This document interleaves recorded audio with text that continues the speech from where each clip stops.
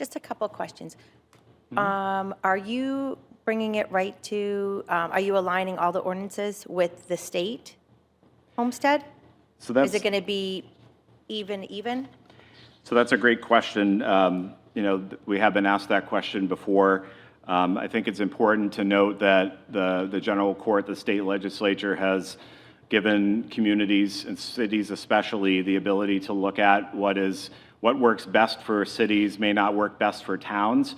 So this is something that, we want to put forward the information so that this board can make a decision about what they feel, what you all feel is an appropriate level of risk and also permitting. And so if the board wishes to allow the same things that the state allows, then that is certainly your purview. Our feeling and looking at the landscape of food safety, that we're very comfortable with non-potentially hazardous foods, but we feel that the state has carved out some things that have an added layer of risk that we are mindful of, and we're talking about things that require acidification or special process.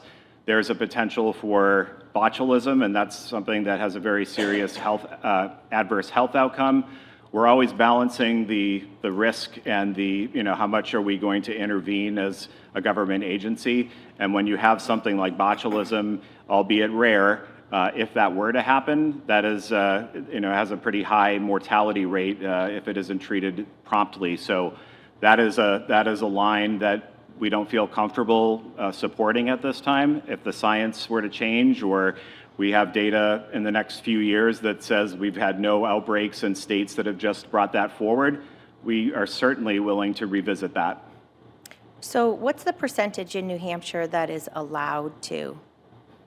I have that information. It's about, I think the population is about 30-ish percent, 33% of the state does not allow any homesteading whatsoever.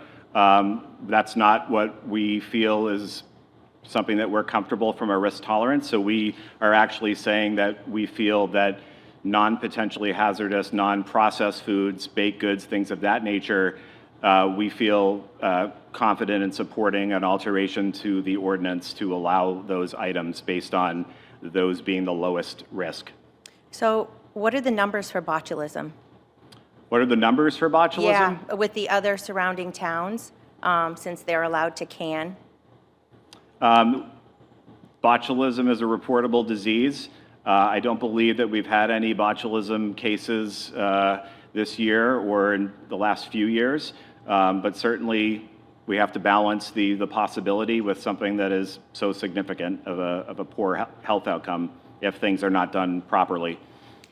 I just believe freedom of choice and government overreach over here, and I really believe that we should be aligning with the state 100%, and we shouldn't, as Manchester citizens, we shouldn't be treated any differently than our surrounding towns, and we deserve healthy foods, and we can take our own risk if we're going to purchase it from someone else. So for me and the people that I hear from, they want to align with the state 100%, because I trust real science, all science, not just certain sciences. And that's been an ongoing problem since the COVID epidemic, with the push of the vaccines and et cetera. So for me, when we talk about science, it's what are the facts?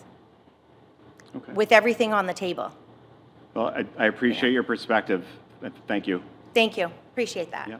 So we're May I ask a question, please? we're going to wrap it up now because of time. May So I want ask a you to- question, please? Not at this moment. We're going to wrap it up due to time, but I want you to continue to do what you're doing, and I look You're not forward gonna to let me ask a the question? November 18th. No, It's not at this relevant. time. No, it's not at this time. How do you know it's not So relevant? November You 18th. got So it. we'll move forward, You guys are shutting Phil, me with down that, on and then committees. we'll take it from there. Do I have a motion to adjourn?